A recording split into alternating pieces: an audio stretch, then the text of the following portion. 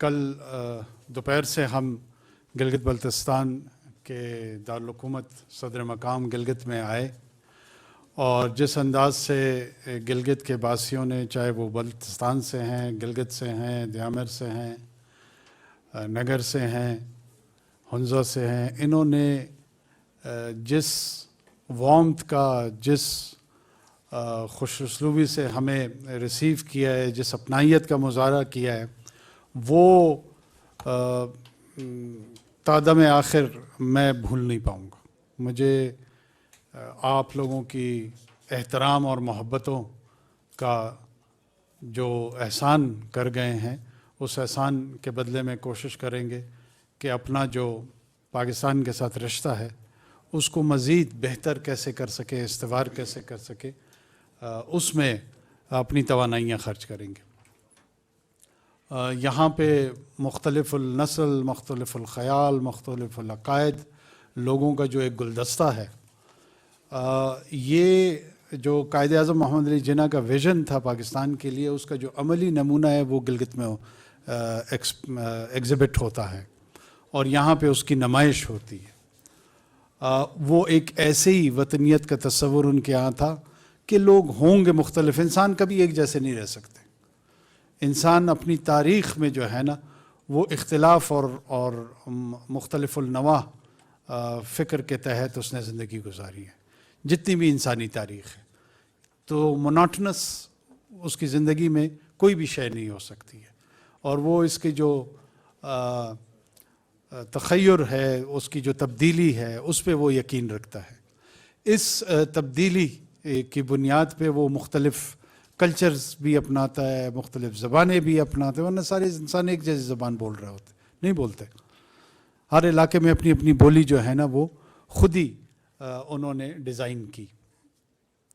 لیکن ان تمام اختلاف اور مختلف النوع جو حیثیت ہے، جو شناخت ہے، اس کی بنیاد پہ اکٹھے زندگی کیسے گزارنا ہے، یہ انسانیت کی معراج ہے۔ انسان کی معراج کی بنیاد یہی ہے کہ وہ زبان میں، نسل میں، رنگ میں، عقیدے میں ایک دوسرے سے مختلف ہو، اور اس کے باوجود ایک دوسرے کے حقوق کو وہ یکساں تسلیم کرے۔ اگر وہ ایک دوسرے کے حقوق کو یکساں تسلیم نہیں کرتا تو پھر وہ جنگل اور جانور کا جو طرز عمل ہے زندگی کا، اس کو اختیار کرتا ہے۔ اس میں جو طاقتور جانور ہوتا ہے وہ کمزور جانور کو آ لیتا ہے، جو زیادہ گیدڑ اکٹھے ہو جاتے ہیں وہ شیر کے پیچھے پڑ جاتے ہیں، کہیں پر وہ آبادی کی بنیاد پہ، قدری صلاحیت کی بنیاد پہ وہ اپنے آپ کو دوسروں سے بہتر محسوس کرتا ہے۔ لیکن جو انسانیت کی معراج ہے وہ یہ ہے کہ وہ صرف ابن آدم کے تصور کے طور پر اپنے آپ کو یکساں سمجھتا ہے۔ تو میں گلگت بلتستان کے لیے، یہاں کے لوگوں کے لیے یہی پیغام لے کر آیا ہوں کہ ایک دوسرے کے حقوق کا احترام، اور ریاست کی ذمہ داری یہ ہے کہ ان حقوق کے احترام کی انفورسمنٹ کر سکے، اس کا نفاذ کر سکے، اور ہم انشاءاللہ یہ نفاذ کر کے رہیں گے۔ اگر کوئی یہ سمجھتا ہے کہ اس بھائی چارے کو جو یہاں پہ موجود ہے، جو یہاں کے سماج میں موجود ہے، جو یہاں کے اقدار میں موجود ہے، جو یہاں کے کلچر میں موجود ہے، اس کو ڈسٹرب کر سکے گا، اس کو تبدیل کر سکے گا، وہ اس کی بہت بڑی غلط فہمی ہے۔ اپنی غلط فہمی دور کر لیں۔ ہمارے ہاں قربتیں زیادہ ہیں، دوریاں کم ہیں، اور جو دوریاں خدا نخواستہ کسی بھی غلط فہمی کی بنیاد پر اگر سامنے آئی ہیں یا لائی گئی ہیں، ان کو بھی حکمت کے ساتھ، ہمت کے ساتھ انشاءاللہ ہم کوشش کریں گے کہ دور کریں۔ باقی یہاں کے میں سمجھتا ہوں کہ جتنے بلند و بالا پہاڑ ہیں، اتنے ہی بلند بالا آپ کے حوصلے ہیں۔ یہ پہاڑوں کے جو مسکین ہیں، یہاں پہ جو آپ لوگوں نے اور آپ کے آباء و اجداد نے جو سکونت اختیار کی ہوئی تھی، اس نے آپ کو ایک مخصوص طرز فکر اور ایک کردار ادا کیا ہے، اور وہ کردار جو ہے نا، وقار کا ہے، ڈگنیٹی کا ہے، حسن کا ہے۔ آپ کی اپنی پہچان اور حسن جو ہے نا، وہ باقی ماندہ دنیا سے بہت علیحدہ ہے۔ آپ کی تشبیہات علیحدہ ہیں، آپ کے استعارات علیحدہ ہیں، اور ان تمام میں بڑی چاشنی موجود ہے, بڑی خوبصورتی موجود ہے, بڑی کشش موجود ہے, اور باقی پاکستان اور باقی دنیا آپ کی طرف اس کشش ثقیل میں دوڑے چلے آتے ہیں. آپ دیکھیں ٹورسٹ بھی آپ کی طرف آتے ہیں, یورپ سے بھی لوگ آ رہے ہوتے ہیں, ایشیا سے بھی لوگ آ رہے ہوتے ہیں, اندرون پاکستان سے لوگ کھنچے چلے آ رہے ہوتے ہیں. تو کوئی خاص مادہ ضرور یہاں کی فضا میں بھی ہے اور یہاں کے لوگوں میں بھی ہے. ہماری پوری کوشش ہے کہ انشاءاللہ مختلف مواقع, یہاں کے آئینی سوالات ہیں اس پہ بھی ہماری بہت تفصیلی بات چیت دوستوں کے ساتھ ہوئی ہے, چیف منسٹر صاحب کے ساتھ ہوئی ہے, گورنر کے ساتھ, ان کے کابینہ کے ساتھ, اس کے علاوہ جتنے سٹیک ہولڈرز ہیں ان کے ساتھ ہوئی ہے. اور یہ جو ابتدائیہ ہے ہماری حکومت کے دورانیہ میں, یہ شروعات اس کی ہوئی ہیں, اختتام صرف اس ایک دن پہ نہیں ہوگا. ہم تسلسل کے ساتھ گلگت اور بلتستان کے مسائل کے ساتھ جڑے رہنے کی کوشش کریں گے, اور جس حد تک ممکن ہوگا اسے انشاءاللہ حل کرنے کی بھی کوشش کریں گے. چاہیں گے کہ یہاں کے لوگ اپنے پاؤں پہ کھڑے ہوں, ایک پروقار زندگی گزاریں بحیثیت پاکستانی. ان کے جو شناخت کے سوالات ہیں وہ بھی جلد ان کے آئینی جوابات مل جائیں, اور اس کے لیے جو کاوش وفاقی حکومت کے طور پہ ہم سے ہوگی انشاءاللہ ہم آپ کو یقین دلاتے چلیں کہ وہ ہم کریں گے.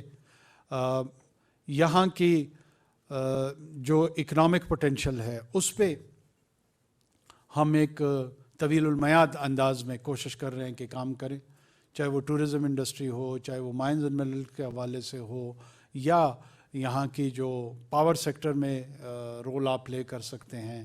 یہاں کا روڈ انفراسٹرکچر جو ہے وہ ایک پرائیورٹی پہ ہے. ہمارے ساتھ ہمارے فیڈرل منسٹر ساتھ ہیں, انہوں نے بہت فوکس ہو کر جو میجر چیلنجز ہیں وہ شاہراہوں کے حوالے سے یا ٹنلز کے حوالے سے ہیں, ان کی فنڈنگز کے حوالے سے ہیں, یہ تمام چیزیں زیر غور آئیں, اور امید کرتے ہیں کہ اس کو ہم آگے ایسے انداز میں لے کے جائیں گے جو لوگوں کے لیے اطمینان کا باعث ہوگا. بہت شکریہ.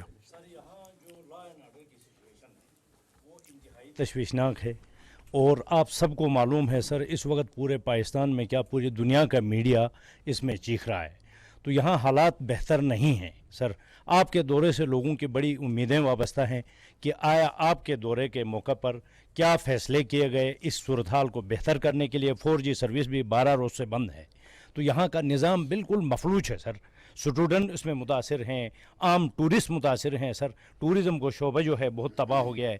تو ساتھ ساتھ میں یہ بھی کہوں گا سر, یہاں کے لوگوں کا جو جینا ہے, جو طرز زندگی ہے, وہ کس حد تک مشکل ہے کہ آپ دیکھیں کہ سال میں 8 مہینے تک یہاں 22 گھنٹے کی لوڈ شیڈنگ ہوتی ہے سر روزانہ, اور یہ دن ابھی آنے والے ہیں 22 گھنٹے کی لوڈ شیڈنگ. سو سر اس کے بارے میں پلیز. دیکھیں, لا اینڈ آرڈر کے حوالے سے ایک لا ہے, دوسرا آرڈر ہے. اس کے دو پہلو ہیں. ہمارے ہاں یہی فیصلے ہوئے کہ جو قوانین ہیں ان کا نفاذ ہوگا, اور قانون چاہے کوئی بھی ہو.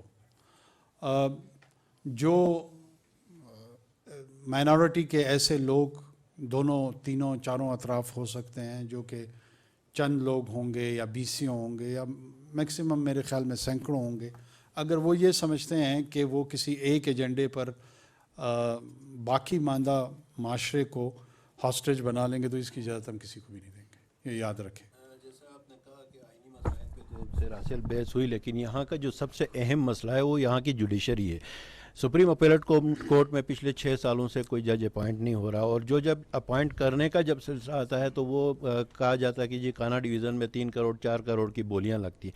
تو یہ چونکہ وزیر اعظم کی ڈسکریشن ہے کہ وہ سپریم اپیلیٹ کورٹ میں جج اپوائنٹ کریں, تو ان علاقوں میں سستے انصاف کی فراہمی کے لیے کیا آپ مستقبل قریب میں کوئی اپوائنٹمنٹ کریں گے؟ یہ ایشو کل بھی ریز ہوا تھا. میں آپ کو یہ انشور کرا دوں کہ انشاءاللہ بہت جلد آپ اس حوالے سے خوشخبری بھی سنیں گے, اور کوئی بولی نہیں لگے گی. ہم جو ہے نا بولیوں کا گلا گھونٹنے آئے ہیں, بولیاں لگانے نہیں آئے. وزیر اعظم صاحب, گلگت بلتستان مالی بحران کا شکار ہے. یہاں کی جو واحد یونیورسٹی ہے قراقرم یونیورسٹی, گزشتہ کئی روز سے وہاں کے طلباء جو ہیں وہ فیسوں میں اضافے کے خلاف احتجاج کر رہے ہیں. تو کیوں نہ اس گلگت بلتستان کی اس یونیورسٹی کا وفاق جو ہے اس کی سرپرستی کرے, اس کے مالی بحران کو دور کرے. کل رات ہماری وائس چانسلر صاحب سے اس سلسلے میں ملاقات اور بات ہوئی ہے, اور ان کو فائنانس ڈویژن کے ساتھ ہم نے لنک کیا اور انشاءاللہ اس کے مسائل کو فائنینشیل مسائل جو ہیں ان کو ہم بالکل سمپیتھیٹکلی ایڈریس کریں گے. نیشنل انٹرسٹ کو نقصان پہنچانے کے لیے جو ایلیمنٹس کام کر رہے ہیں اس وقت گلگت بلتستان میں شاید دنیا کے جتنے بھی اہم انٹیلیجنس ایجنسیاں ہیں سب کا اثر رسوخ گلگت بلتستان میں ہے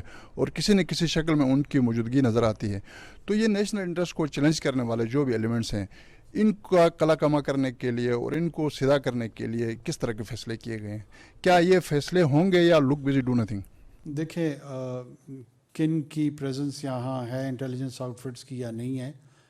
میں آپ کے توسط سے بتاتا چلوں کہ پاکستان کے اندر جو پاکستان کے انٹیلیجنس آؤٹ فٹس ہیں اسی کا اثر ہوگا, اسی کے زیر اثر ہم چیزوں کو انالائز بھی کریں گے, دیکھیں گے بھی, اور اگر کسی نے معاشرے میں جڑنا ہے تو وہ وہی ادارے ہیں جو آپ کے قومی ادارے ہیں. اس کے علاوہ نہ کسی ادارے کی گنجائش ہے, نہ کسی ملک کی گنجائش ہے, نہ کسی معاشرے کی گنجائش ہے. ون نیشن, ون لا, ون سلوگن, اور وہ ہے پاکستان. جس کسی کو کسی اور حوالے سے کسی سے کوئی امید ہے یا خوش فہمی ہے یا غلط فہمی ہے وہ دور کر لے تو زیادہ بہتر ہوگا. وزیر اعظم صاحب, آپ گلگت بلتستان آئے, آپ کا بہت شکریہ, لیکن ان خوبصورت وادیوں میں رہنے والے عوام بہت سارے مسائل کے شکار ہیں. خاص کر یہاں پہ 4 ڈسٹرکٹ کے نوٹیفائی ہوئے تھے لیکن اب تک ان پہ امپلیمنٹیشن نہیں ہوئی ہے. کیا آپ کے دور حکومت میں یہ پاسبل ہوگا؟ اور اس کے ساتھ ساتھ سر یہاں پہ پی ٹی وی کا بیرو آفس نہیں ہے, اگر وہ بھی پاسبل ہو جائے تو سر یہاں کے صحافیوں کے لیے تھوڑی سی آسانیاں ہوں گی.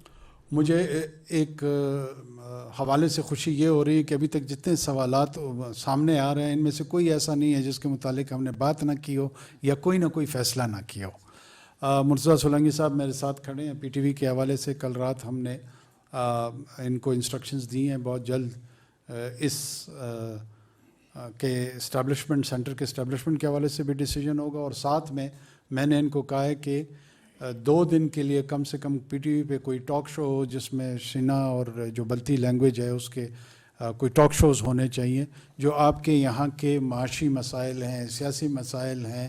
کوئی نہ کوئی پلیٹ فارم ہونا چاہیے جو آپ کو لوگوں کو موقع فراہم کر سکے تاکہ وہ زیر بحث ان مسائل کو لے کر آ سکیں.